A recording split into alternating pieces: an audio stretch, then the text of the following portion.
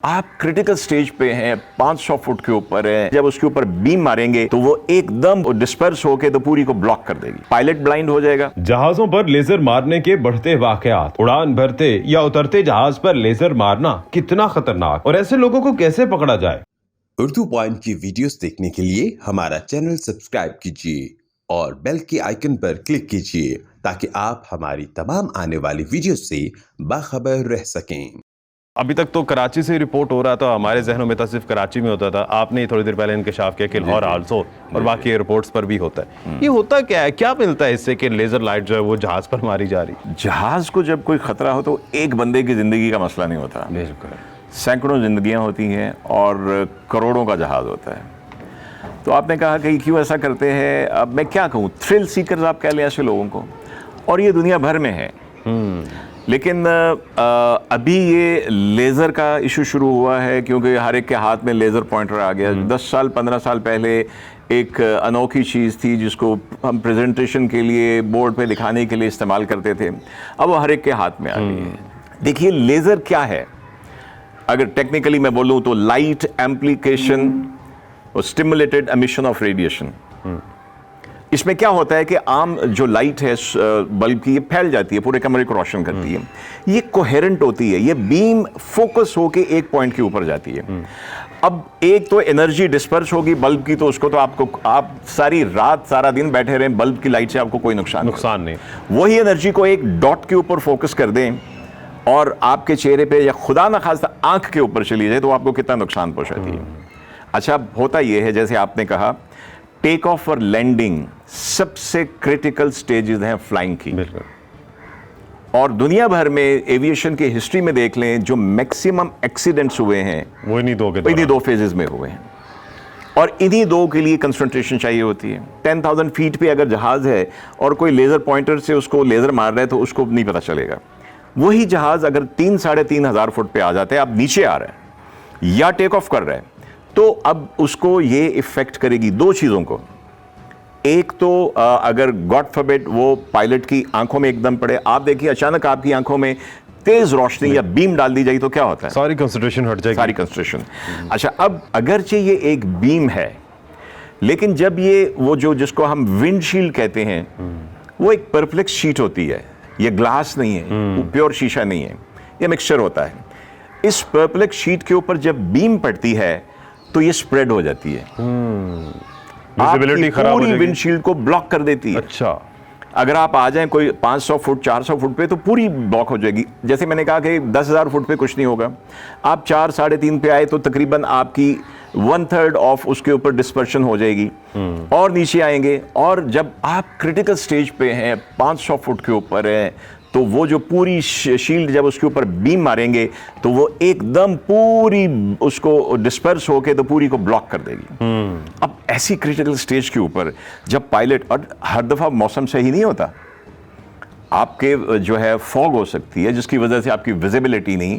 ठीक है, सिस्टम्स हैं जहाज के अंदर, आज मॉडर्न जहाज में, लेकिन हमारे छोटे जहाज भी तो फ्लाई कर रहे होते हैं। ये जो सेस्नास फ्लाई करते हैं, छोटे जहाज फ्लाई करते हैं, और इनकी स्पीड भी बड़ी कम होती है, इनकी टेक ऑफ लैंडिंग की, तो इनके लिए तो बड़ा सीरियस थ्रेट है। तो क्या होता है, पायलट ब्लाइंड हो जाएगा मोमेंटरली, लेकिन वो क्रिटिकल स्टेज के ऊपर है, जब उसने कोई ऐसा एक्शन लेना है जो कि जहाज के सही लैंडिंग या सही टेक ऑफ के लिए ज़रूरी है, तो वो कितना खतरनाक हो सकता है। और दूसरे, जब उसको व्यू चाहिए बड़ा क्लियर लैंड करने के लिए 300, 400, 200 फुट के ऊपर, और आप बिल्कुल ब्लाइंड कर दें, आप उतने स्टेज के ऊपर सिर्फ इतना ही ब्लाइंड कर दें तो इसको पायलट को बड़ा नुकसान हो सकता है। तो बस नैनो सेकंड की ये गेम है, नैनो सेकंड की गेम है, बिल्कुल।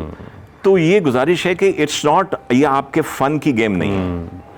अब आपने कहा कि अच्छा, इंटरेस्टिंगली ये दुनिया भर में होता है, ये फन गेम टेक्नोलॉजी दुनिया भर में है। अमेरिका की बात करूं, ऑन द एवरेज उनकी जो एविएशन अथॉरिटी है, वो पिछले साल भी उन्होंने कोई 5,000 प्लस केसेस जो थे उन्होंने लेजर बीम मारने के उन्होंने रिकॉर्ड किए। अच्छा, और यही एवरेज पिछले को 4-5 से चली आ रही है। कैसे कंट्रोल किया जा रहा है वहां? अच्छा, अब आते हैं कंट्रोल की तरफ। इसमें अगेन दो चीजें आ जाती हैं, अवेयरनेस, उसके बाद कानून साजी, अगर नहीं है तो कवानीन मौजूद है, आप जहाज को, फ्लाइट सेफ्टी को नुकसान पहुंचाने का कोई भी कानून इसके ऊपर लागू कर सकते हैं। क्या पाकिस्तान में कानून है और इम्प्लीमेंट हो रहा है? देखिए, पाकिस्तान में लेजर लाइट स्पेसिफिक कोई ऐसा पैगाम नहीं है। अमेरिका में कानून इसका बन चुका कब का, और उसमें 5 साल तक कैद की सजा है। तरीका क्या है कि पायलट रिपोर्ट करता है, यही चीज अमेरिका में फॉलो होती है। इसके अलावा और फिलहाल कोई तरीका नहीं है। पहले तो इन एरियाज में जो एडमिनिस्ट्रेशन है उसको इफेक्टिव होना चाहिए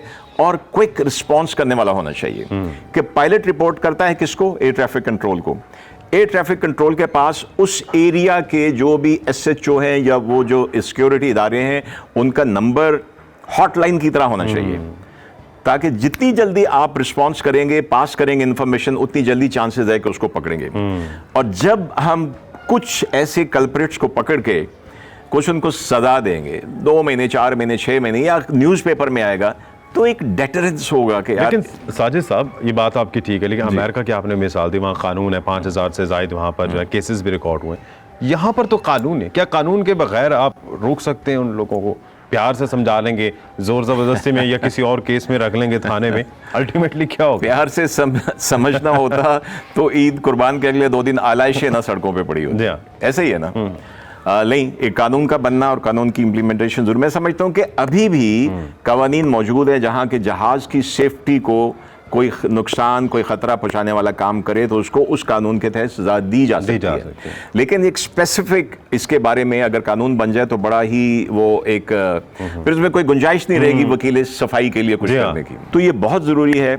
और इसमें हमारी अपनी सिविल एविएशन अथॉरिटी जो है, मैं इनसे कहूँगा कि ये जो FAA के फेडरल एविएशन अथॉरिटी जो अमेरिका की है, उनका जो लॉ है उसको फॉलो अप करें, और उसको आई थिंक इवन ऑर्डिनेंस उसके ऊपर बन सकता है, क्योंकि कुछ छोटा मसला नहीं है, it's a very serious issue. बिल्कुल, कई इंसानी जानों और जहाज आपके हजारों रोज के रोड एक्सीडेंट कोई दूसरा मुल्क रिपोर्ट नहीं करता। आपके मुल्क में एक छोटा सा, खुदा ना खास्ता किसी मुल्क में एक 4 मुसाफिरों वाला तैयारा भी गिर जाए तो सारी दुनिया में खबर, दुनिया के किसी छोटे से कोने में भी होगा तो पाकिस्तान तक भी हम सारे खबर देखेंगे, बिल्कुल देखेंगे ये हुआ है। और इम्पैक्ट वो देखें छोटी सी लेजर से कहां तक पहुंच रहा है। मुझे तो ये भी लगता है कि जो इस तरह की हरकतें करते हैं या थ्रिल करते हैं, उनमें से शायद 90% लोगों को इसके इम्पैक्ट्स का पता ही नहीं। एग्जैक्टली, कितना बिल्कुल सही कहा आपने। बिल्कुल, वो तो शुगल करे, वो जहाज आ रहे हैं ऐसे करके मारे। बट यूर राइट, दो हमने कहा कि अवेयरनेस वो भी जरूरी है, कानून साजी, मैकेनिज्म, ये 3 चीजें हैं।